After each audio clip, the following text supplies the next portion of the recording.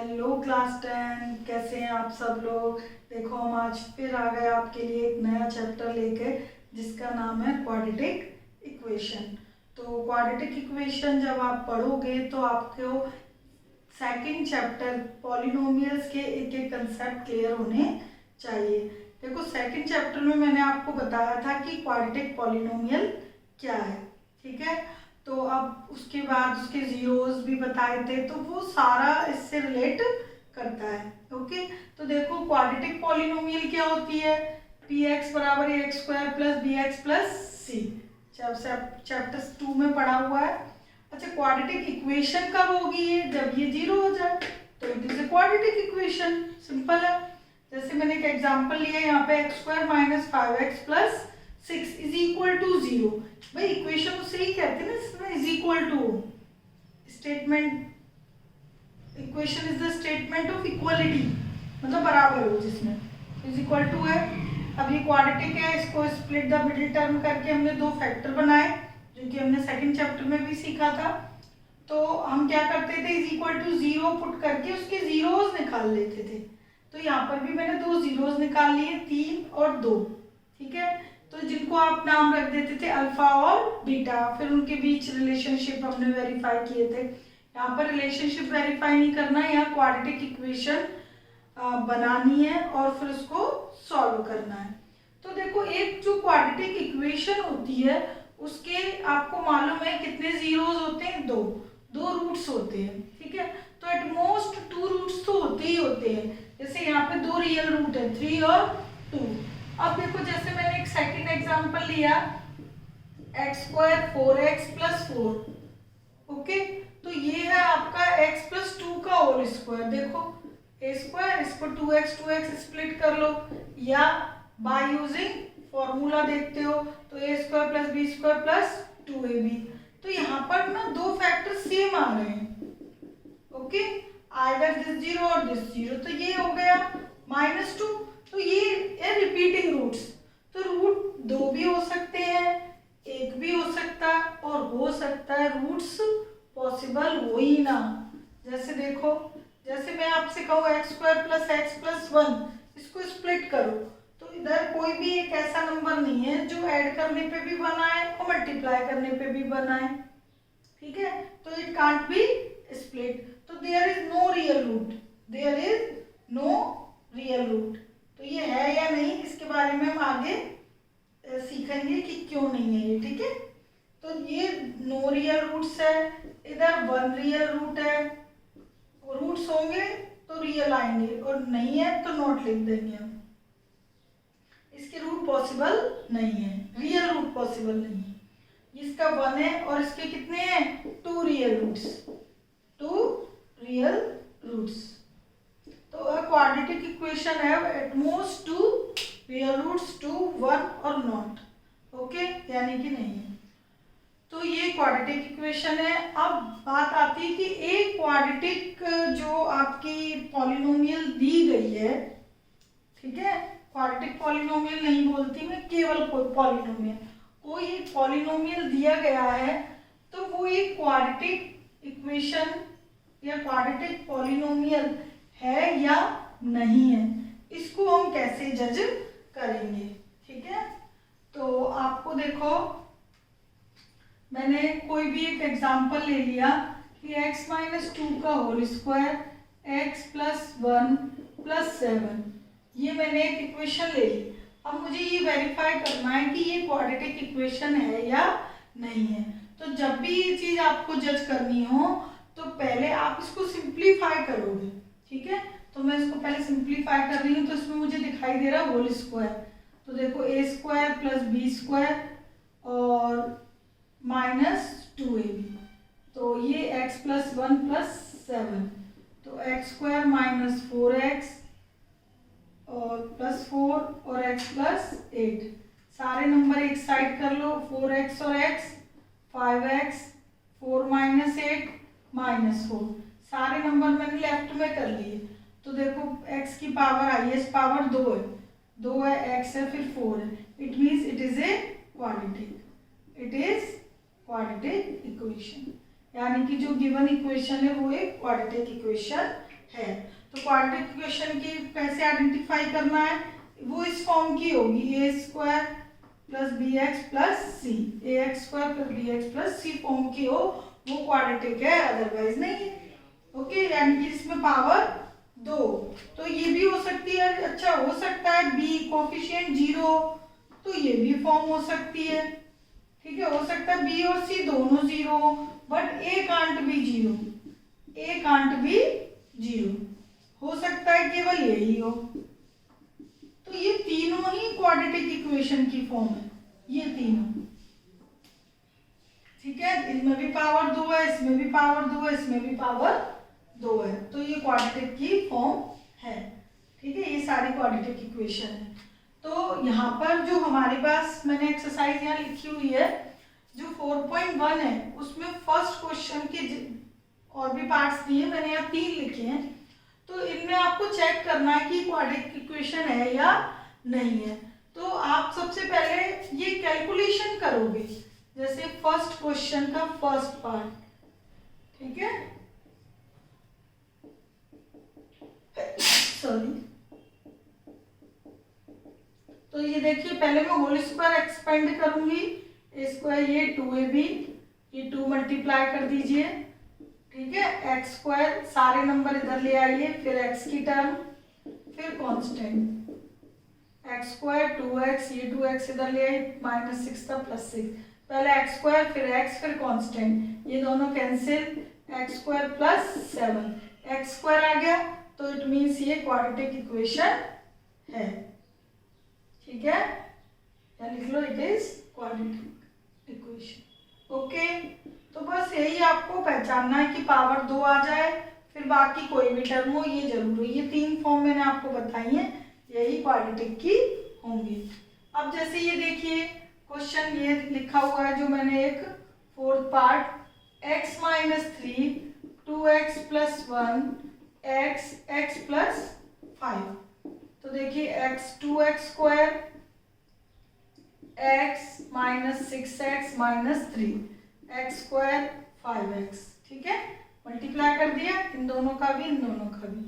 तो अब सारे नंबर इधर कर दीजिए, 2x², लाइक टर्म एक साथ लिख रही हूं मैं, x² x में से 6x गए, -5x, और ये भी 5x और -3। आप अपने हिसाब से कैलकुलेशन कर लीजिए, आपको सारे नंबर लेफ्ट में करने। ठीक है, सारे नंबर लेफ्ट करके लाइक टर्म कैलकुलेट कर दोगे, अपनी लाइक टर्म, और लास्ट में कांस्टेंट टर्म। तो 2x² में से x² गए, x², 5 10x -3, so it is quadratic, it is quadratic equation, क्योंकि इसमें x² आ गया। ठीक है, अब देखिए ये आपकी थर्ड क्वेश्चन, 3 क्वेश्चन लिए हुए मैंने, ये 7th पार्ट है, x + 2 का whole cube 2x x² - 1। Okay, तो बिल्कुल सिंपल है, बस मैं कैलकुलेशन करती जा रही हूँ, जिसमें पावर 2 बचा हुआ है वो क्वाड्रेटिक है, अदरवाइज नहीं है। a + b का whole cube, a³ + b³ + 3a² तो आ जाएगा 6x², अच्छा 3b² 12x। तो ये मैंने a + b का होल क्यूब लगा दिया, ये मल्टीप्लाई कर दीजिए, 2x³ - 2x। ओके, तो ये मैंने मल्टीप्लाई कर दिया। अब सारे नंबर इधर ले आइए, ये इधर तो थे ही ये वाले। ठीक है, अब मैं इनको भी इधर ले आती हूँ, राइट हैंड साइड के इधर ले आई। अब देखो -2x³ में से x³ गया, एक x³ माइनस का, x² का 6x² था, x में 12 और 2 14x थे, और कांस्टेंट थी आपकी 8। तो ये जो इक्वेशन बची है मेरे पास, इसकी हाईएस्ट पावर है 3, तो इट इज क्यूबिक इक्वेशन। ये आपकी क्या है, क्यूबिक, क्योंकि इसमें x² नहीं है, क्यूब भी हाईएस्ट पावर 3 है, तो it is cubic equation, not quadratic, that is not quadratic equation. Okay, तो बस सिंपल है। ठीक है, सॉल्व करते जाओ। और जज करते जाओ क्वाड्रेटिक है या नहीं। तो ये मैंने 3 पार्ट जैसे किए, ऐसे आपको बाकी के पार्ट एक्सपेंड करके देखना है। अच्छा, अब बात आती है क्वाड्रेटिक इक्वेशन बनाने की। ठीक है, यदि आपको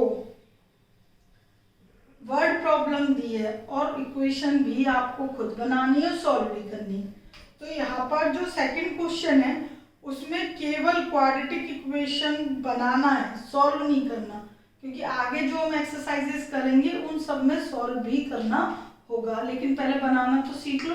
सॉल्व तो आप स्प्लिट द मिडिल टर्म से कर ही लेते हो। ठीक है, हम खैर आगे और भी मेथड्स पढ़ेंगे। चलिए, अभी हाल फिलहाल सेकंड क्वेश्चन। तो represent the following situation in quadratic equation. जो भी आपको प्रॉब्लम्स दी गई हैं उनको क्वाड्रेटिक फॉर्म में हमें चेंज करना है। तो जैसे देखो, first, the area of rectangular plot is 528। एक तो एरिया दिया है, ओके, और दूसरी condition, length of plot is 1 more than twice its breadth. और लेंथ और ब्रेथ पे कंडीशन दी है, 2 कंडीशन दी है। We need to find length and breadth, natural है। तो लेंथ और ब्रेथ में क्या सिचुएशन है भाई कि लेंथ एक ज्यादा है उसके दुगने से ब्रेथ के। तो यहाँ पे लेंथ ब्रेथ हमें फाइंड करने की जरूरत पड़ेगी, तो हम वही कंसीडर करेंगे। तो यहाँ पर कंसीडर कर लीजिए length x be the, metre में लेना क्योंकि देखो एरिया आपको मीटर में दिया क्वेश्चन में भी, x metre be the length of rectangle and y metre be the breadth of rectangle. Okay, अच्छा, ये हमने लेंथ और ब्रेड्थ ले ली रेक्टेंगल की।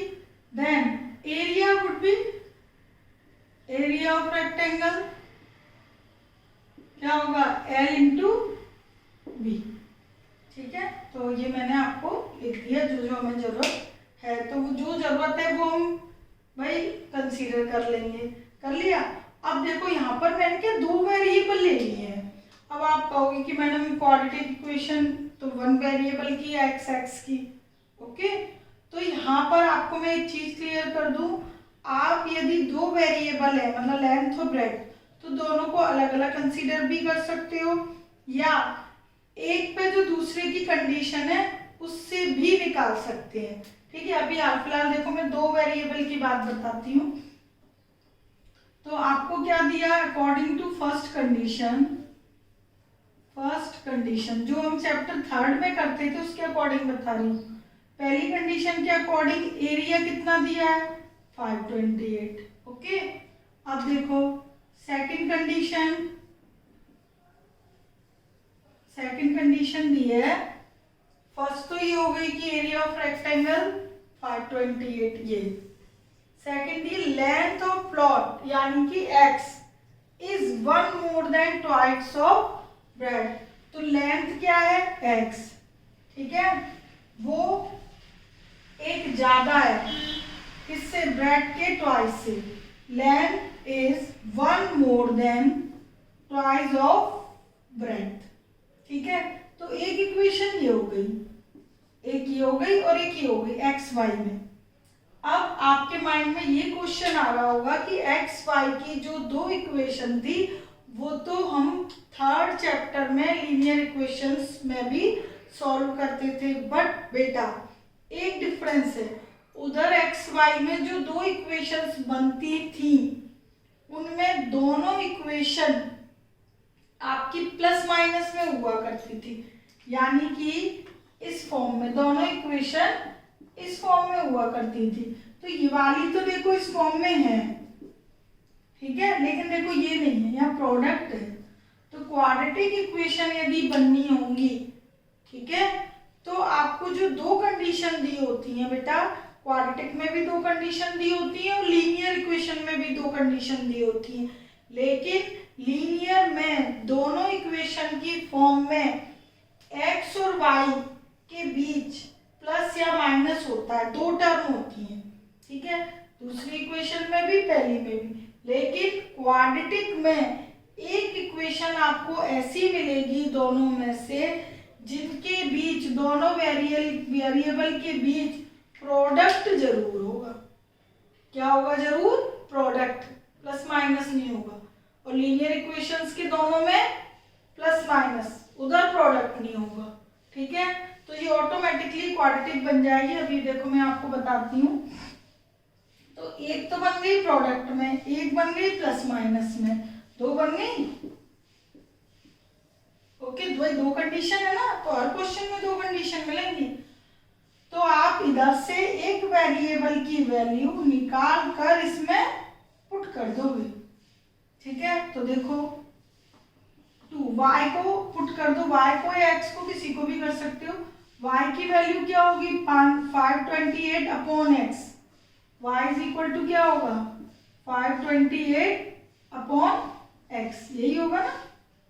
तो y की value 528 upon x is equal to 1। इसमें पुट कर दो, इसमें पुट कर दो, एक ही बात है। ओके, तो ये हमारी सेकंड इक्वेशन में मैंने पुट कर दी यूजिंग 1। ठीक है, ये मैंने पुट कर दी। अब देखो x माइनस, ओके, ये 2 का मल्टीप्लाई कर दो 6 और ये 5 और ये 10 upon x is equal to 1। अब एलसीएम ले लो, एक्स स्क्वायर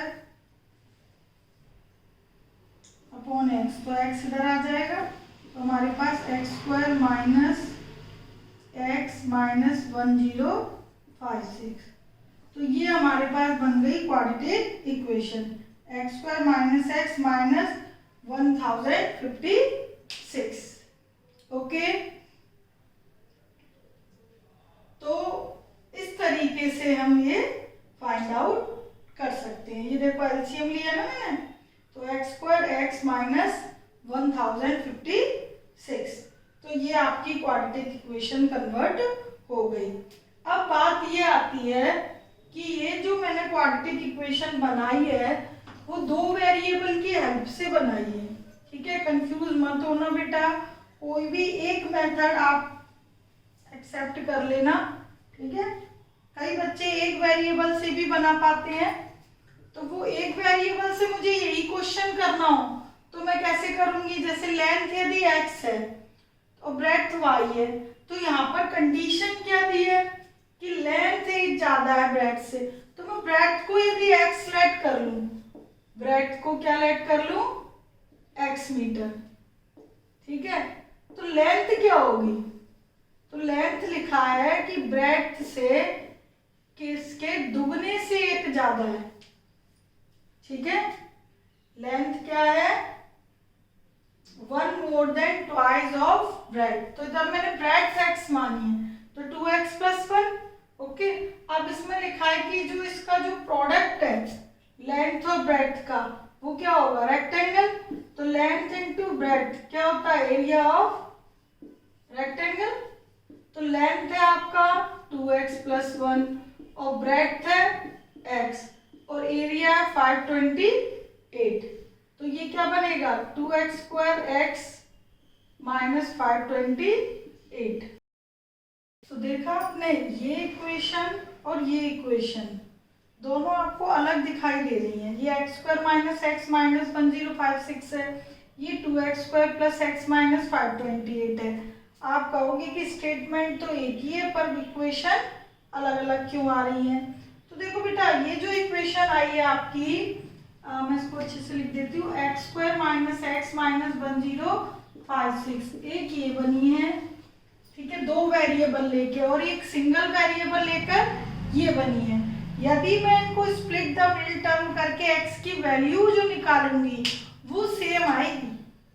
x की वैल्यू से मतलब है कि यहाँ पर तो x मैंने ब्रेड्थ की है, तो जो यहाँ ब्रेड्थ आएगा वो y यहाँ पर ब्रेड्थ आएगा। ठीक है, और लेंथ 2x प्लस 1 है, यानी कि जो मेजरमेंट है वो बिल्कुल एग्जैक्ट आएगा। ठीक है, जैसे ये देखो, इसको यदि हम ब्रेक करते हैं, स्प्लिट द मिडिल टर्म करके मैं ये चीज आपको यही वेरीफाई कर देती हूँ, जिससे और क्वेश्चंस में आपको दिक्कत नहीं आएगी। तो इस चीज को लेके बिल्कुल भी वो मत होना कि इक्वेशन अलग अलग है। क्यों? क्योंकि इधर जो x है वो लेंथ है और इधर x जो है वो ब्रेड्थ है। तो ये तो ब्रेड्थ पे बन गई और ये इक्वेशन किस पे बन गई? लेंथ पे। इधर जो x की वैल्यू आएगी वो लेंथ की होगी और इधर जो x की वैल्यू आएगी वो ब्रेड्थ की होगी। समझ आ गई बात? तो इसको आप स्प्लिट करोगे, 33 और 32 होंगे ये, 1 मल्टीप्लाई करने पे 528 इंटू 2 1056। तो इधर x कॉमन लोगे 2x प्लस 33, इधर आप 16 कॉमन लीजिए, ठीक है, तो 2x प्लस 33। तो आपके दो फैक्टर बन गए, ठीक है।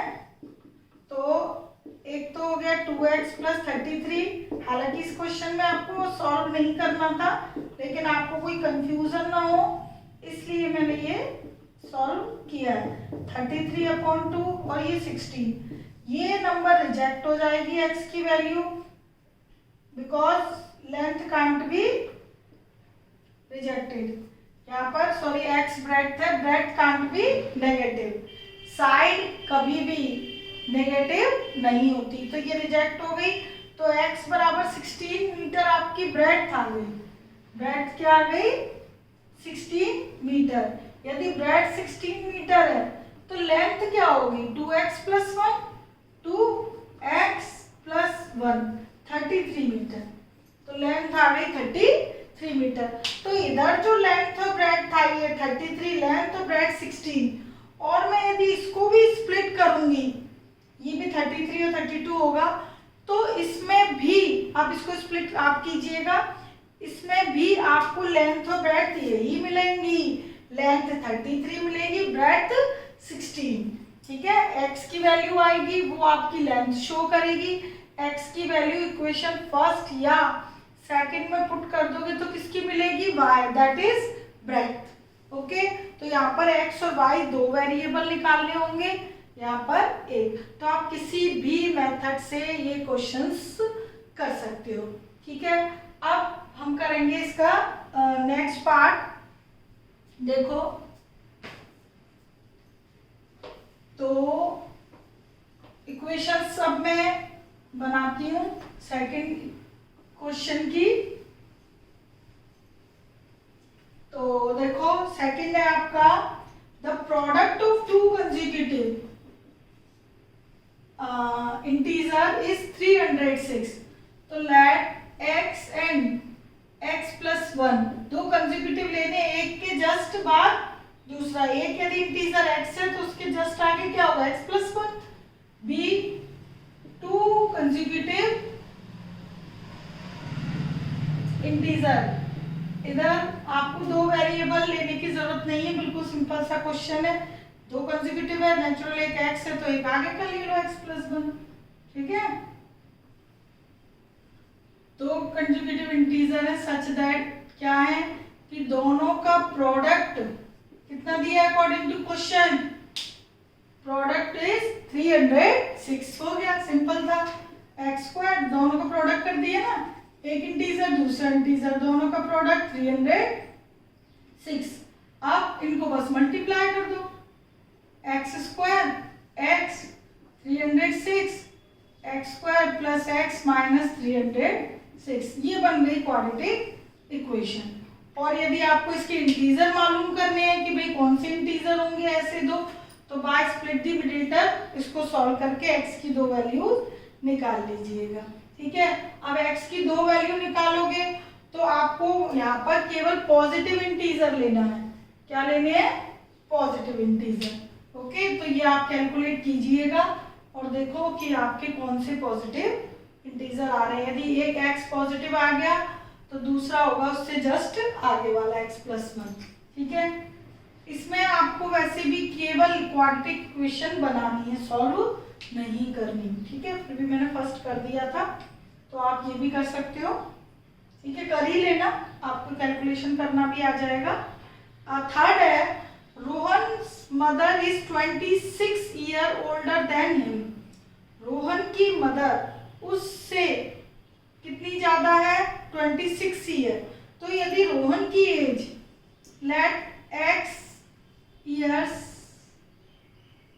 B the age of Rohan. Rohan की एज यदि ये है, देन मदर एज क्या होगी उसकी, मदर एज, भाई रोहन की एक्स है तो रोहन की जो मदर है वो उससे 26 ईयर ज्यादा है, तो उसकी क्या होगी, x प्लस 26। ओके, एक ही वेरिएबल में काम चल रहा है तो जरूरी नहीं आप दो कंसीडर करो, दो यहीं वहीं पे करो जहां आपको नीड हो। आपसे सिंगल एक वेरिएबल में हो रहा है वही करना, ठीक है। और कई बहुत वैसी सिचुएशन आ जाती है तब आप दो लेट किया करो, ठीक है। तो ये आपकी एक्स रोहन की एज है, ये उसकी मदर की 26 ईयर ओल्डर। तो पहली स्टेटमेंट हो गई। दूसरी में लिखा है product of their ages 3 years from now. अब से 3 साल बाद जो उनके ईयर्स का प्रोडक्ट है वो 360 है। तो अब से 3 साल बाद क्या उनकी एजेस होंगी, after 3 years ages will be क्या होंगी। तो रोहन की एज पहले लिख लेती हूँ मैं। रोहन से एज क्या होगी, रोहन की पहले x थी, अब क्या हो जाएगी x प्लस 3। और उसके मदर की क्या हो जाएगी, मदर की एज थी x प्लस 26, लेकिन 3 साल बाद जब हम बात करेंगे तो मदर की एज हो जाएगी x प्लस 29, ठीक है। तो अकॉर्डिंग टू क्वेश्चन इसमें लिखा है कि दोनों आफ्टर 3 years दोनों की एज का प्रोडक्ट, दोनों की एज का प्रोडक्ट, ये मैंने प्रोडक्ट कर दिया, विल बी कितना लिखा है 360। दोनों की एज का प्रोडक्ट कितना है 360। तो ये अब हमें भाई कंडीशन पूरी हो गई। अब इसको मल्टीप्लाई करके क्वाड्रेटिक इक्वेशन बना लीजिए। x से कर दिया, 3 से कर दीजिए, 27 और 7, ठीक है। 2 बचे, सॉरी 8 आएगा इधर, ओके। तो ये आपका 360। तो x square plus 32x minus ये आपके 3, ओके, ये 10 माइनस 7 3, और ये आपका आ गया 3 7 273 इज इक्वल टू 0, ओके। 10 6 का, तो ये आपकी बन गई क्वाड्रेटिक इक्वेशन। इसको आप स्प्लिट करके x की वैल्यूज निकाल सकते हो, ठीक है। और x कांट बी निगेटिव, यदि कोई x की एक वैल्यू निगेटिव आती है तो उसको रिजेक्ट कर दोगे। जो पॉजिटिव होगी x की वैल्यू वो रोहन की एज होगी, और उसकी मदर उससे 26 साल ज्यादा है तो 26 साल आप ऐड कर दोगे। तो ये आप कैलकुलेशन कर लीजिएगा, इसको भी कर दीजिए और इसको भी, ठीक है। मैं इक्वेशंस बना रही हूँ। अब देखिए आपका है ये 4th part. A train travels a distance 480 kilometer at a uniform speed. If speed had been 8 kilometer less, then it would be time taken 3 hours more to cover the same distance. So we need to find speed. देखो, तो मुझे यहाँ पर speed की जरूरत पूछी है, तो let x kilometre per hour be the speed of train. x मैंने स्पीड कर ली, देन अब आपकी जो डिस्टेंस है, ट्रेन कितनी डिस्टेंस कवर कर रही है 480। तो आपको मालूम है बेटा कि जो स्पीड है वो डिस्टेंस अपॉन टाइम होती है। तो टाइम क्या होगा, distance upon speed, okay. Train की स्पीड इतनी लेट कर ली, एंड गिवन डिस्टेंस कितनी है, आपकी गिवन डिस्टेंस है 480 किलोमीटर, ठीक है। तो आपके टाइम के अकॉर्डिंग मैं यदि निकालती हूँ तो time taken by train at uniform speed x and distance to cover distance 480 kilometre. तो वो आपका क्या होगा 480 अपॉन टाइम क्या है distance upon speed.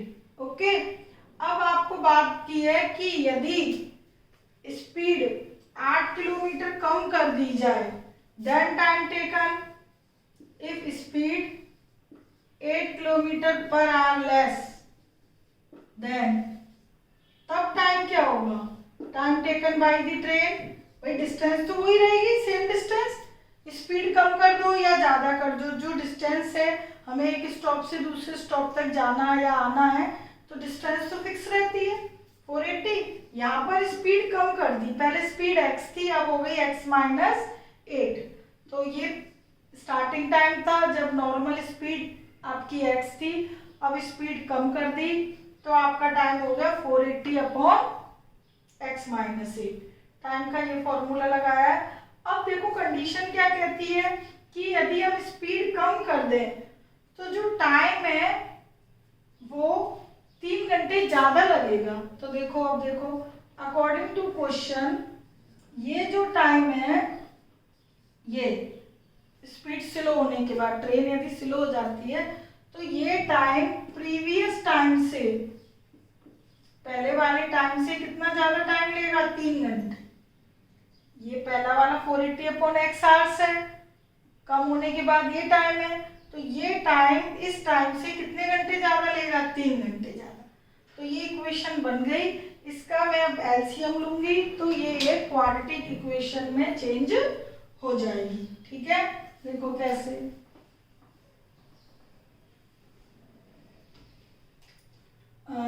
480 x minus 8, x की टर्म एक साइड कर लेते हैं, कांस्टेंट एक साइड, ये एलसीएम ले लो x माइनस 8 इंटू एक्स। ठीक है, हम तभी एक इक्वेशन को आइडेंटिफाई कर पाते हैं कि वो क्वाड्रेटिक है या नहीं जब हम उसको पूरा कैलकुलेट कर लें। अब देखो मैं ये कैलकुलेट कर रही हूँ क्वाड्रेटिक क्या आएगी।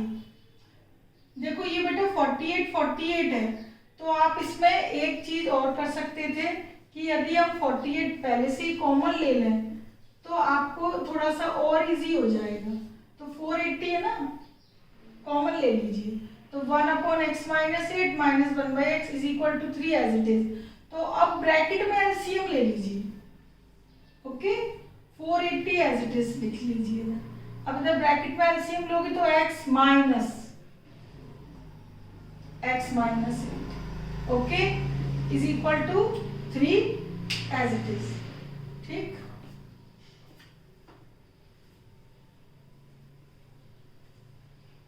देखिए अब 480 x माइनस एक्स ब्रैकेट खोल दीजिए प्लस 8 अपॉन ये मल्टीप्लाई कर दीजिए x square minus 8x, x से एक्स कैंसिल, ऊपर क्या बचा 480 इंटू 8।